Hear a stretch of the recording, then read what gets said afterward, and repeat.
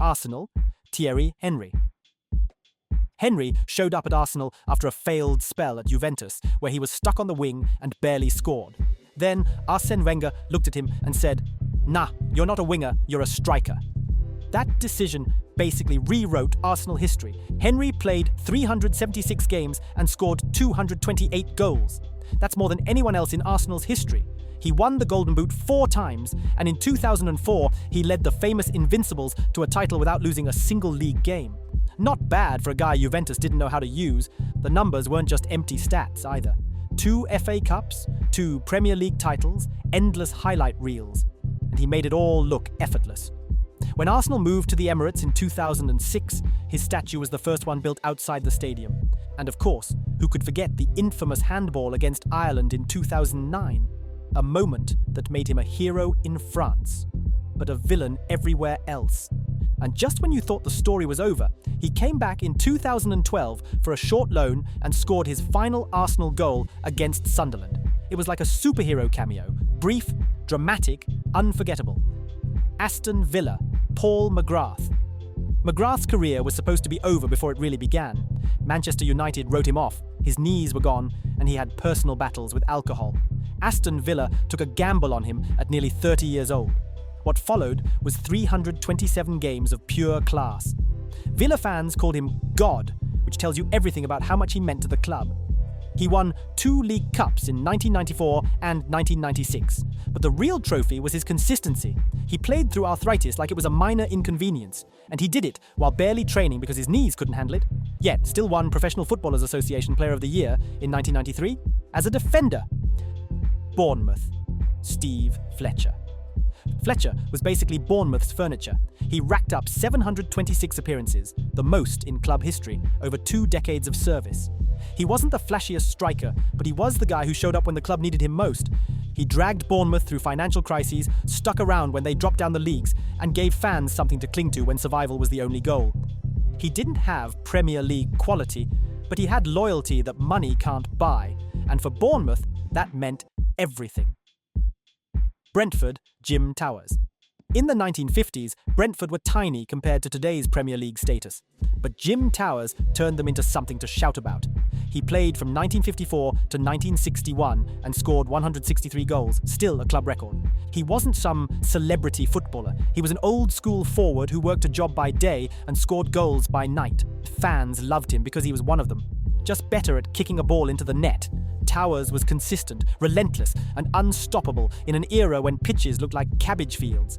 Fans worshipped him, but when he left for Fulham, it felt like betrayal. Brentford supporters still talk about it. Brighton, Glenn Murray. Murray had 3 spells at Brighton, but the middle one defined him. From 2011 to 2019, he became Brighton's talisman, scoring over 100 goals and dragging the club into the Premier League for the first time in decades. He wasn't the flashiest striker, no step-overs, no screamers from 30 yards, just smart positioning and relentless finishing. He was a nightmare for defenders because he always popped up in the right place at the right time. When Brighton finally got promoted, Murray was the face of it all. He made sure the dream of Premier League football was real for the Seagulls. And here's the twist. He once left Brighton for their rivals Crystal Palace, then came back and still became a legend. Burnley, Jimmy McIlroy. Jimmy was called the brain of Burnley's 1960 league title-winning team. He wasn't just good, he was the heartbeat of the club in the 50s and 60s. He played over 400 games, and every attack seemed to run through him. He wasn't flashy, but he was smart, the kind of player who made everyone else look better just by being on the pitch. Burnley fans still talk about him like he's royalty. For a small-town club to win the league, they needed someone extraordinary, and McIlroy was that man. Chelsea, Frank Lampard. Some Chelsea fans will shout Drogba's name because of the clutch goals in finals, or Zola because of the magic in the early Premier League years, but their numbers don't come close to Frank Lampard. This man is Chelsea's all-time top scorer with 211 goals from midfield, which already sounds ridiculous, but when you add in 3 Premier League titles, 4 FA Cups, and that famous Champions League win in 2012, the case builds itself. Lampard was consistent like clockwork, hitting double digits in goals for 10 straight seasons. He could dictate play, arrive late in the box, and smack screamers from outside the area that keepers still have nightmares about. What makes him the true GOAT is not just the trophies, it's the way he carried Chelsea through a time when they transformed from a good team into a European powerhouse. When Abramovich's money brought stars, Lampard was the glue that made them tick, the leader who always showed up. And while Drogba might have delivered the single most iconic moment in Munich, Lampard gave Chelsea a decade of dominance. He even came back as a manager. And though it didn't go perfectly, the respect fans still gave him showed you the bond. That's why, for all the arguments, the one name Chelsea fans always come back to is Super Frank. And that's why his banner is pasted all around Stamford Bridge. Crystal Palace, Wilfried Zaha. Zaha was Crystal Palace's superstar, but also their saviour. He came through the academy, took a shot at Manchester United, and when it all fell apart, he returned home, only to carry the club on his shoulders year after year. He scored more goals and played more games than anyone else for Palace in the Premier League era. Most importantly, whenever Palace needed saving from relegation, it was usually Zaha doing the heavy lifting. He played with swagger, sometimes too much swagger, which frustrated fans, but he was the only player who made Palace feel dangerous in attack. Everton, Dixie Dean. If you think Erling Haaland scores a lot, Dixie Dean's numbers will melt your brain. He scored 349 goals in 399 games for Everton, and in the 1927 to 1928 season he scored 60 league goals. Nobody has come close since. Dean won 2 league titles and an FA Cup, but he didn't just score goals, he terrorised defenders. He was physical, fearless, and treated defenders like traffic cones. He once fractured his skull and jaw in a motorcycle crash, came back and scored 60 goals in a single season like nothing happened. In an era when footballs were heavy and pitches were muddy, his numbers feel almost supernatural. Fulham, Johnny Haynes. Johnny Haynes was called the Maestro, and if you saw him play, you'd know why. He was smooth, elegant, and England's captain for years. He played 658 games for Fulham and is still their greatest playmaker, the guy who dictated everything on the pitch. This guy was so classy, Fulham fans probably thought tuxedos should be part of the kit. He made history as the first 100-a-week player, sparking outrage that footballers were suddenly overpaid. Ipswich Town, Mick Mills, Meek Mill. Not that Meek Mill, I mean this Mick Mills. Mills spent 15 years captaining Ipswich with 741 appearances to his name. Imagine captaining a team for 15 years. He probably reserved his own seat in the dressing room. Under his leadership, Ipswich won the FA Cup in 1978 and the UEFA Cup in 1981, punching way above their weight in English and European football. Leicester City, Jamie Vardy. Vardy's story sounds like it was written for a movie. At 25, when most pros are already established, he was playing non-league football and working shifts in a factory making energy drinks. Leicester took a gamble, paid a record fee for a non-league player, and the gamble turned into one of the best deals in Premier League history. In the 2015-16 season, he went from underdog to global superstar. Vardy scored 24 goals and fired Leicester to the unlikeliest title win in football. A team tipped for relegation ended up Premier League champions. His blistering pace, direct runs, and relentless pressing made defenders terrified. He also set a Premier League record by scoring in 11 consecutive games. That included a goal against Manchester United to break Ruud van Nistelrooy's record. Even Van Nistelrooy himself clapped from the stands when it happened. That's when you know you've arrived. What makes Vardy stand out is his edge. He played with the mentality of a street footballer who never forgot where he came from. He went from making energy drinks at a factory to making defenders cry every weekend. That's not just Leicester's GOAT story, that's one of football's best rags-to-riches stories ever. Liverpool, Steven Gerrard. Gerrard wasn't just Liverpool's captain, he was Liverpool. A one-club man who played 710 games, scored 185 goals, and dragged his team through matches they had no right to win. The biggest chapter in his story is Istanbul, 2005. Liverpool were 3-0 down at halftime in the Champions League final against AC Milan. All hope was lost until Gerrard scored a header, whipping the crowd into life, and Liverpool completed one of the greatest comebacks ever. They lifted the Champions League, and Gerrard is the hero.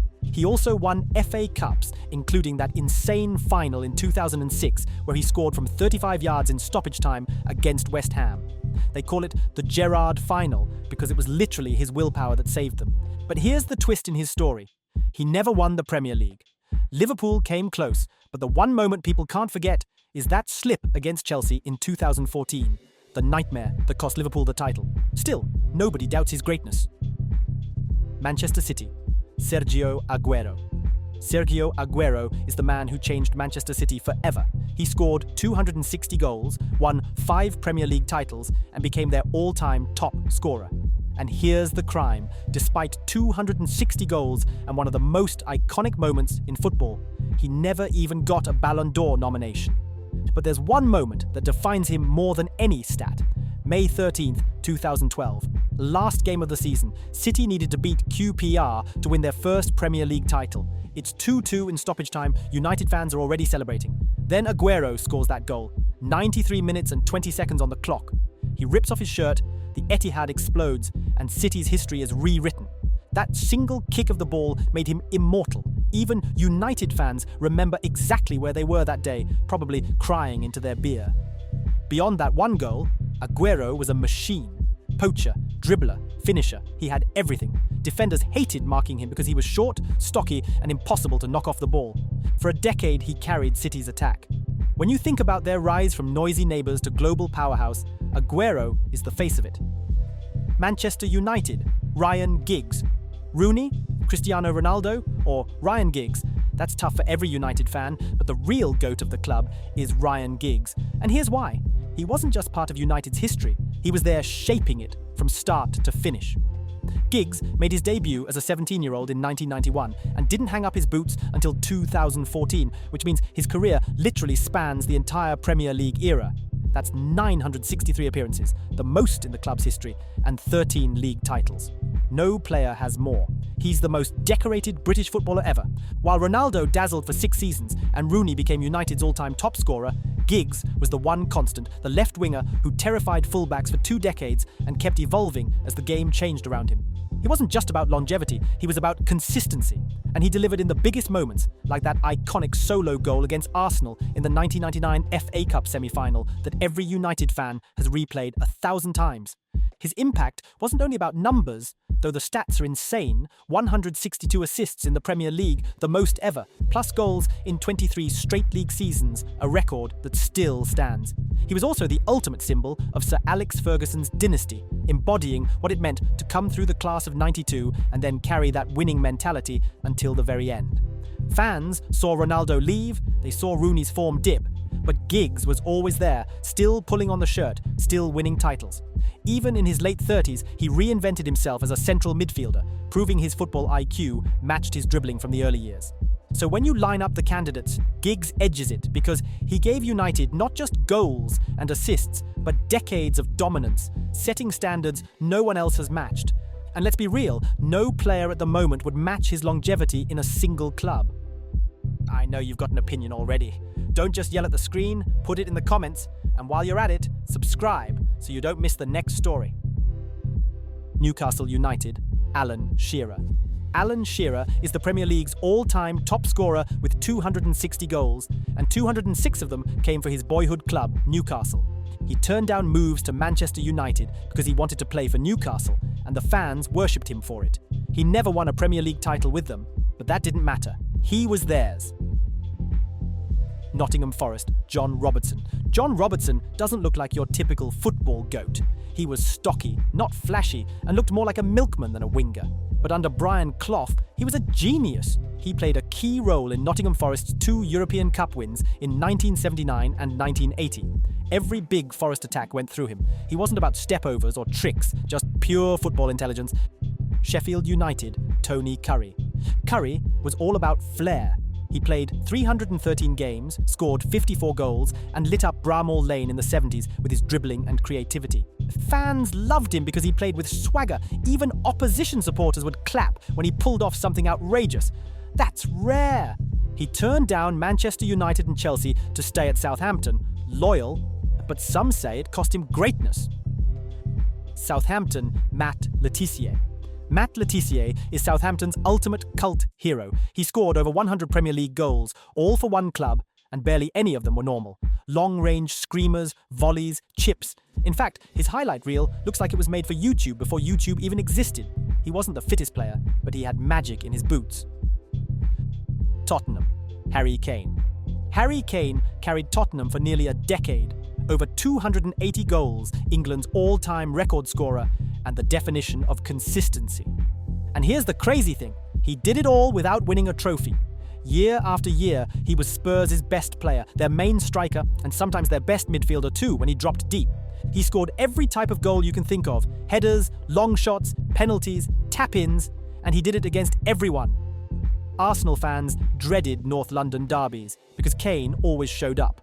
Spurs fans adore him because he gave them hope, even when the team around him wasn't good enough. He was loyal for years, even though every big club wanted him. After carrying Spurs for a decade, he finally left for Bayern Munich. Some called it betrayal, others called it survival. West Ham, Bobby Moore. Moore wasn't just West Ham's captain, he was their standard of excellence. From the late 1950s through the early 1970s, he played 544 times for West Ham, making himself untouchable in the club's history books. While most defenders relied on crunching tackles and brute strength, Moore was the opposite. He was intelligent and calm under pressure. He made interceptions look effortless, as if he'd read the script of the game before anyone else. Fans came to trust that if Moore was on the pitch, West Ham had control, even in the most chaotic moments. His leadership delivered silverware that defined an era.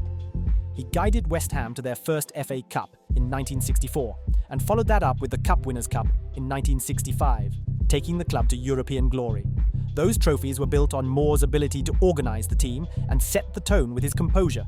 And of course, his biggest moment came in 1966 when he captained England to World Cup victory, cementing his place not just as a West Ham legend, but as a national treasure. Every time you see that image of Moore lifting the Jules Rimet trophy in his red England shirt, remember he was West Ham through and through. What made Moore unique was how much style he brought to defending. He wasn't fast, he wasn't powerful, but his brain worked faster than anyone else's. He timed tackles perfectly. He intercepted passes like he'd been in the huddle with the opposition, and he stayed calm no matter the situation. Pelé himself called Moore the best defender he ever faced. Wolves' Billy Wright. Billy was Wolves' heartbeat during the 1950s, a period that became the club's golden age. He made 541 appearances for Wolverhampton Wanderers, leading them out week after week with the same composure and commitment. Under his captaincy, Wolves won 3 league titles, turning Molineux into a fortress and making the club one of the dominant forces in English football. What made him stand out was how he embodied loyalty. In an era where many players could have looked for bigger paydays elsewhere, Wright stayed put, becoming the ultimate one-club man. His impact wasn't limited to Wolverhampton either. Wright became a national icon when he broke barriers with England. He was the first player in world football history to earn 100 international caps, something that in today's world of bloated fixture lists might seem achievable, but back then was extraordinary. Each cap meant trust, reliability, and a manager knowing they could depend on him every single game. His record showed how consistent he was, how rarely he missed matches, and how much his body and mind could withstand the demands of constant football at the highest level. And then there's the sheer length of his career.